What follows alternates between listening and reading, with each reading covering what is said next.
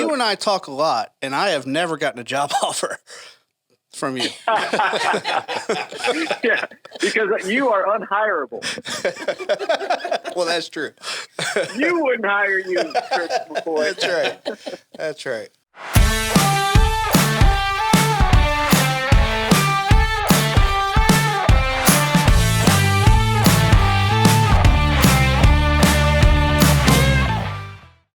All right, and welcome back to another episode of Company on the Rise, your place for entrepreneurship in real time.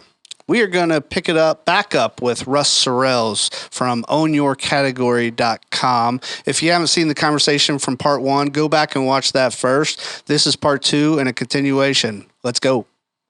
So go into, because that's another interesting way. That's kind of the as you were talking, it really got me thinking about the other way to kind of buy a business or to buy an operating company that's already going is to have kind of is exactly the way you sold CapEx. So talk about that for a bit and how that works, because that's kind of so a rep agency, another way to do it. Agency is particularly challenging to get rid of because you've got. If I'm the main producer, right? So if I'm the main producer, it's tough to sell me, right?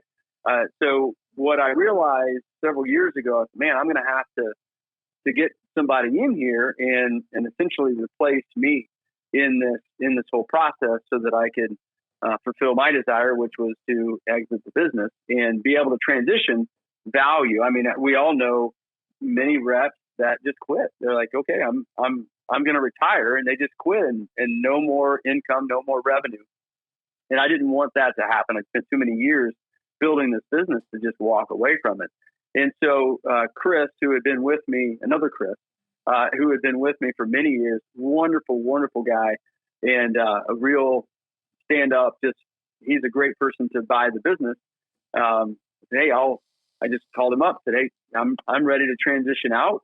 Here's what I propose. We kind of worked through those details.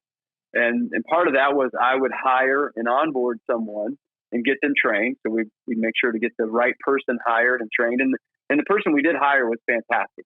He did a great job. It just, it's hard work. And ultimately he was like, I just want to spend more time with my family and didn't want to be on the road so much. So he elected to change jobs. He went back to being a manufacturing engineer. And so Chris was an ideal person to transition, and it's an earn out. So oftentimes in these situations, you'll have an earn out. So that is a sale based on future earnings. So what happens is they buy your equity out. You go to an accountant, you establish what that equity value is. They buy your equity out, typically by getting a bank loan or some funding of some sort. And then the earn out happens with every time they receive revenue that month, they'll pay you a percentage of that revenue. So that's an earn out model, and that's what we're doing in that situation. And sometimes depending on the situation, that can happen almost with I've seen it done with no money down. So somebody's taken over the business, and the business, the profits of the business moving forward ultimately pays the owner. So it's a way to purchase a business with really very little down or no money down, if the prior owner is willing to sell it based on a loan that the business will continue to grow. And so there has to be confidence from the person that's selling the business that you're going to be successful and be able to pay off the business as it moves forward. But that is done quite a bit. And there's another opportunity that really, with very little money down or no money down, to be able to take over a business and give up future profits as the business grows or even moves forward at the same level to pay off the previous owner. Exactly. Yeah. So it's almost like a rent to own. Housing is a perfect analogy when we're talking about funding, right? So you can fund a new build, or you can buy a fixer upper. That's what the POI business was. It was a fixer upper. You can buy an existing home that you think you can do some additional work on that's not really in disrepair, but could use some additional opportunities and increase your profitability. and effective or efficiency of that business, or you got to tear down and rebuild, or you have someone that buys you out over time. So rent to own type of scenario. So really, those are the funding options. I never thought about it from a housing perspective, but it's very similar. That's a really great perspective to put it in with the housing, because I know when we were funding our housing, it was, we had to choose the right loan to get the best interest rate and all, and especially with the money down that we had and things like that. So it really puts it in perspective for somebody who's not really business minded, I think. Yeah, and it's not like Chris said. I mean, it is out there. It's a matter of how creative you can be in the process. If someone wants to exit and they've got confidence in you, and you have confidence in your ability to manage that business and really improve it. Most entrepreneurs look at things and are like, oh, we can totally make this better. And that's the vision that you have when you're going in, because the chump that had it before you is definitely not as good as you are at managing it, right? Because that's the ego that comes into play there. And sometimes that can bite you. I know from experience. I've lost $1 million on a deal before, but thankfully made that up a time or three after that. So, but you gotta put it out there and work toward it. Go ahead. So, Chris, how did Haven get funded? So Haven got funded through basically the Beltway business, the scale business that I had. So we used basically all the profits that company was generating and really on a monthly basis and use that to really kick Haven off. And then when I sold that business, it really came at a pivotal time, because Haven was just starting to really scale and really needing more funds to do so. And so we sold the scale business and took all of those proceeds and put them into Haven to really support our growth. So I'm really glad Russ was able to join us today, because he has done it so many different ways, with funding and selling businesses, that I think it really covers a really wide range. And I think it really gives you an opportunity to see all the different ways. And like Russ said, if you are creative and having conversations and expressing your goals, and there are so many ways to get things done that if you really want it, you can make it happen. Absolutely. Yeah. The opportunities are out there, especially now with the baby boomers exiting in mass in that entrepreneurial business ownership space. There are lots and lots of opportunities for people that want to get into business, to get into an existing business that has a track record and continue to build it and grow it. I mean, the biggest opportunities are you just gotta network and ask, right? I mean, you just gotta probe and ask. I'll give you another example is, and Russ is in some of these with me, is that when I was running those two divisions, they needed a building. We were moving into a new building in one of the facilities, and under private equity doesn't want to own those buildings, and so I saw that as an opportunity to say, well, I could build the building and rent it back to private equity, and so we did that, and the construction company that built that building was the best company I have ever construction company, I should say, the best construction company I have ever seen. They were just first class. They were first class people. I mean, we had to deal with the mayor of the town because we were going to be the biggest employer of the town, and so we had the neighbors that weren't happy that we were building a building, in this part of town, and because even though it was going to be either a Walmart or us, and so we had people fighting that we were going to build a building there, and the group the construction company walked us through that whole process, and they genuinely wanted the best for everybody. They really wanted the best for the neighbors and so after that, and they did everything they said they were going to do. They were just genuinely first class human beings. And after that was done, I got to know them pretty well during that process, and so after that was done, I went up to the CFO who I got to know and said, "Hey, you guys were amazing. I loved working with you. if you have any opportunities to ever invest in what you guys do, I'm there. Like, I want to do it. And sure enough, I brought Russ in on some of these, but I've probably invested in 20 different buildings, 30 different buildings with him so far. And all along the way is just first-class people. And I think that's the other takeaway in all this is that if you can, character matters, and if you can get with the right people on a character level and that fits your culture and things like that, then I think that's a big key to success. Amen to that. You never short your relationship. That they will be there for you when you're struggling, and they'll be there cheering you on when you're succeeding. When you have the right people in your life, it makes all the difference. I just look at that. So I've been in 30 different projects with them on an investment basis, and I look at that and say, had I not asked that question that day, I wouldn't have been in any of them. Like it was just one question, one day.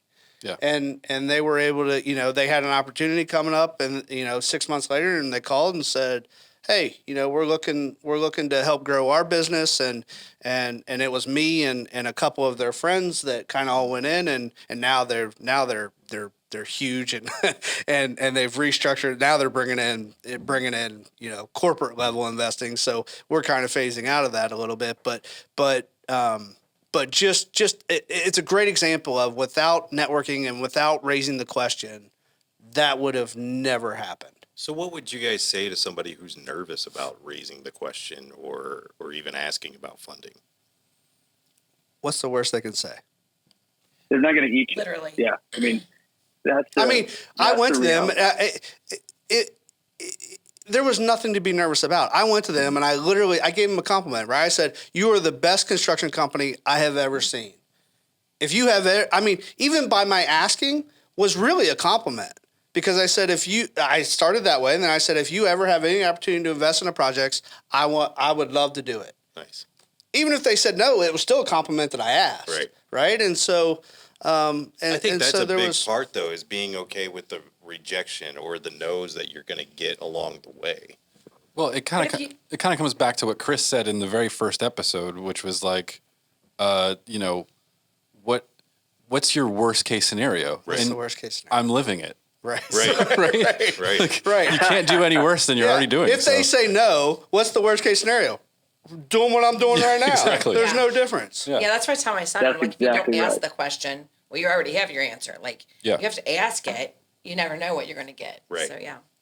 Right. Can't win the lottery if you don't play it. That's true. That's true. So, Russ, I saw on your I'd website. recommend asking questions in the first place. Yes. I don't play the lottery, by the way. It was a metaphor. Only when it's worth billions of dollars when I play. Yeah, Russ, I saw that you have this method on your website, ownyourcategory.com. What is that all about? Well, so along the way, I've realized the importance of taking responsibility for our own lives. And we just talked about asking the question, the fact that, nobody's going to eat you. And I've had some great mentors that have helped me to realize that responsibility that I have. And nobody's going to do it for me. I've got to make it happen. So that acronym that I have is for essentially accepting responsibility for my life. And there are only a few things that we truly control. We control our attitude, right? That's on us. We control our input, right? What we're putting in our minds, like this podcast, hopefully is feeding someone good information and useful information that can help them. And then the R, so it's AIR. So the R is for response. So we control our response as it relates to whatever happens in our lives. And if we can keep that, those are the only three things really that we control. And I can't. My muscle could stop working. My arm could just stop working, and then I don't have any control over that. I don't have any control over Chris does, what you do, nothing. But I can control my attitude. I can control the inputs into my brain, and I can control my response. And well, there's a fourth one actually, effort. So I can control my effort. Those 4 things. That's it. I can't control anything other than that. And so that's what those letters are all about: attitude, input, response, and effort. And if we can focus on that, then we can actualize whatever it is that we want in our lives, really. I'm a firm believer in that. But we got to remember what we can control and what we can't control. I can't control, Russia invading Ukraine. I mean, is it frustrating? I can't do anything about that. So ultimately, but I can control my attitude, my input, my response, and my effort. And so that's what that's all about. Thanks for referencing that. Yeah. Well, I like that because there was a lot of information on there, like especially like the being better tomorrow than you are today. That one really resonated. I don't know if anybody's ever heard of American Glutton. It's a podcast by Ethan Suplee. He was the guy in... he was in a bunch of Kevin Smith movies, yeah? Yeah, he was in Kevin Smith movies. He was in Remember the Titans. My Name is Earl. 400 pounds. Yeah, My Name is Earl. Yeah. And he went from 400 pounds down to like 220, 230 now. And one of the methods that he uses is kind of the same thing. And it's kill your clone, that you have to be better tomorrow than you were today. So if you imagine you're fighting your clone at the end of the day, who's going to win? The one from yesterday or the one from today? And that's kind of goes along with yours on how to, be better tomorrow than you are today. And I think that's kind of these peer groups that we've talked about. And I think that's all part of it is surrounding yourself with people that you want to be like. I think that also helps. I mean, Russ knows I have a ton of respect for him, and we talk quite a bit, and he'll run some ideas by me, and I'll run some ideas by him, and one of the ideas I don't remember what it was, and Russ knows I'll be very, very honest with. He brought me some idea about this yard thing that he was going to do, and blah blah blah, and he got done. And I said, Russ, that's the dumbest idea I've ever heard of in my life. Hey, Chris, I'm going to tell you this idea. You may want to run with this, okay? You may want to run with this, Chris. Here's the idea. All right, so you got a yard service, you got pest control, you've got any number of different things that happen in your yard. How about having a company that essentially is centralized, and you pay that company, and then they dispatch the pest control, the weed service company, the lawn mowing company? He's exactly right. It was the dumbest idea ever because it would be a complete nightmare to try to manage because those people, it's just it's a challenge. It was something you wanted to do like a recurring revenue model and be like they would just respond, right? And I was like, oh, Russ, this is going to be rough, man. But I think it just goes back to, I mean, Russ has a lot of great ideas too, but I think it just comes back to just bouncing ideas off and understanding the response that you get and the input that you're getting, the feedback that you're getting back, where it's coming from. I mean, Russ knows that I'll be more on the pessimistic side than probably on the which is ironic because with the Haven stuff, I think the sky's the limit, right? And so. But generally, it takes me a while to come around to an idea and things like that. And I think Russ takes that feedback. He knows it's coming from me, and he takes that feedback one way versus if it came from somebody else who's going to tell him that's the greatest idea ever, he would probably take that one differently as well. Right. Well, that's exactly right. Yeah. So it's ultimately up to us as far as how we're receiving. But I really appreciate Chris saying what he thinks because otherwise, so many people that aren't in this world, they'll be like, oh yeah, oh wow, that's an interesting idea. Yeah, why don't you try that? And so as opposed to and just kind of pacifying you and telling you, oh, that's brilliant. What you really need to surround yourself with, and that's these peer groups and EO and whatnot, is that you get in there and you tell them this idea or you tell them what you're going through, and they're like, what? Let's and they share their experience, right? And that's so valuable when someone else shares their experience with you. That saves you years of challenge. I wish someone had had gone through these car wash challenges and then been able to share that with me to say, hey, by the way, this is what you want to watch out for. And then I would have been, oh, okay, I'll make sure that I have a plan for that. So see, that's exactly right. That's why we wanted to have you on here, because that's exactly what we're trying to do for people, is help them while we're going through it so that they can learn from our successes and failures. Yep. It's like what you're saying, Russ, the way I interpret it, because I went to art school and I'm more of a creative type than a business type. It's like you're a kid, right? And you make this drawing, and it's like, a kid drawing, right? You show it to your grandma, and it's the best drawing ever, right? And you're not going to grow as an artist showing it to your grandma every time. You're going to show it to your friends, and they'll be like, that sucks, and that kind of helps you get to where you need to be. Those are the most valuable people. Yeah. Everybody needs friends that will really just tell you how it is. Yeah. I mean, Becky and I had a conversation 3 or 4 weeks ago, and I told her, I said, one of the things, you're one of my better friends because you will put me in my place. You will tell me you're an idiot. That was a really dumb thing to do. And, everyone needs a friend, and I really appreciate that. You need that. Absolutely. I had 5 years ago. I'll tell you a little story. 5 years ago, I had 3 businesses, and I had POI, CapEx, and the car wash, and I decided that it was time for me to start another business. But realizing that what I wanted to do first is exit all these other businesses. Because me personally, what I realized, I was best when I only did one thing. When all I did was sales, I was really, really good at it, and I sold a ton of stuff. But when I started diluting my focus, and all these different things coming in, because when you own a business, you've got the IRS forms that show up, the state forms that show up, this paperwork that needs to be done, this all the things you don't think about when you go to start a business and how much you got to do. Yes, and it's like, oh my gosh, well, have 3 businesses and have all of those things coming in. Well, that's all you do is. And then when they come in, you're like panic because you think, oh my gosh, does this mean that they're going to, take my firstborn, which, maybe that wouldn't be such bad. No, just kidding. And so, but, you're going to, the sky's falling all the time when you have, so I said, I'm going to get out of this. I'm going to simplify my life. I'm going to focus on one thing.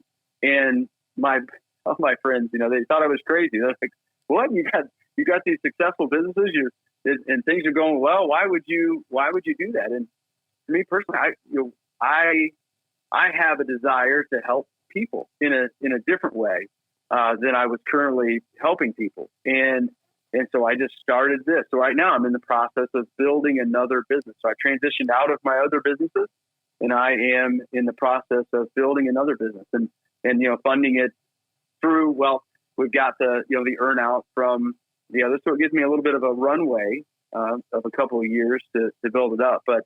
It's so fun for me personally to build something new, to just start from scratch and say, all right, here we go. How are we going to do this? And just jump out of the plane and start putting it together. But business can be a challenge. It can be overwhelming, but man, it is so fun when you're getting the new customers. You're developing the new products, and you see it light up for the first time. You're like, oh my gosh, that's amazing! Everybody's high fiving, and so it's a lot of fun, and one of the greatest challenges you'll experience as well. All right, so Russ, just one more question that I have personally is, if there was anything that you could say to yourself who was driving around in that brown turd tempo today, what is it that you would tell that guy? Man, that is a great question. Hold on. So this is it. Dear younger Russ, I got it right here. I got it right here. Nice. Read it to you. Nice. Yeah. That was not planned. That was not planned, by the way. So here it is. It says, Dear younger Russ, at age 21, your energy is amazing and infectious. You are a teacher, creator, and sharer. Do more of all those things. Number 1, create and share meaningful and useful tools that will positively impact the lives of others. Number 2, love always. Don't stumble over problems that are behind you, said Seneca. Make sure that you are always loving. Number 3, don't take yourself so seriously. Smile more and give more. Number 4, don't please others all the time. I don't know, I'm a people pleaser. The happiness of others is not your responsibility. Number 5, the market only rewards value. Build your value every day. Number 6, be present. Love your family and be the best. You got this. Don't stop. Let's do this, Russ. So that's my message to my younger self. That is awesome. And that works for everybody, I think. I mean, that's good. That's good advice right there to your younger self and to everybody out there. Thanks for the question. Yeah, and certainly, obviously, we weren't planning that, but yeah. I tell you, I will tell you one more. I want to tell you one more thing. So I'm a voracious planner. Like this is my custom planner. This is my Q1 2022 goals. There's my 3 to 5 year goals. There's my 1 year goals. But at the very front, the most important thing in my planner, right here, I wrote my eulogy, and I wrote my eulogy when I was 21 years old. I was in my garage with the machine shop. I was taking it. So when I worked at Cummins, they had a 12-week long course. It was the 7 Habits of Highly Effective People. No, it was 7. I don't know why they made it 12, whatever. So we're in that class. And part of the first thing you do, beginning with the end in mind, is you write your eulogy. That's one of the activities. And so I'm at home and I'm 21 and I'm writing my eulogy and I'm bawling. I'm crying, I'm sobbing, because the words that I was writing, I realized I was not living consistent with how I wanted to be remembered, right? So if you fast forward to the end and you're there, what are people going to say? And I realized that I was living my life all about me. It was about Russ Sorrells. It was about, and so I took my friendships for granted. I took my parents for granted. I took my brothers for granted. You know, everything in my life I had taken for granted. Now I had fun, I had friends and whatnot, but I wasn't serving them in a way that I wanted to serve them. And that was the biggest inflection point in my life. And I've had a lot of them, but that was the most important thing that I had ever gone through, was to write that, project it into the future. And I said, right now, I will never live that way again. And hopefully Chris can attest to, you know, I'm all about abundance. I'm all about friendship. I'm all about relationships. How can I contribute in a way that will help you get better? And I don't say that to pat myself on the back. I'm saying do things that are going to help transform your mindset and help put you on a path to where you want to go, because it's up to you. Nobody's going to come by and turn you on. You're going to have to do it yourself. That is definitely what I've learned. I love it. So I will end with, you will not meet a better human being than Russ Sorrells. So if you have the opportunity to talk to him in any way, his website is ownyourcategory.com. And and I'm sure he would love to talk to anybody that's interested in starting their business or any of those conversations. I'm sure he'd be willing to have those conversations. So just wanted to end there, and thanks for joining, and we'll talk soon, Russ. Absolutely. This is last, guys. Thanks so much. Best of luck to you. Go crush it. Thank you. Thanks. Thanks, Russ. Take care. See you, buddy.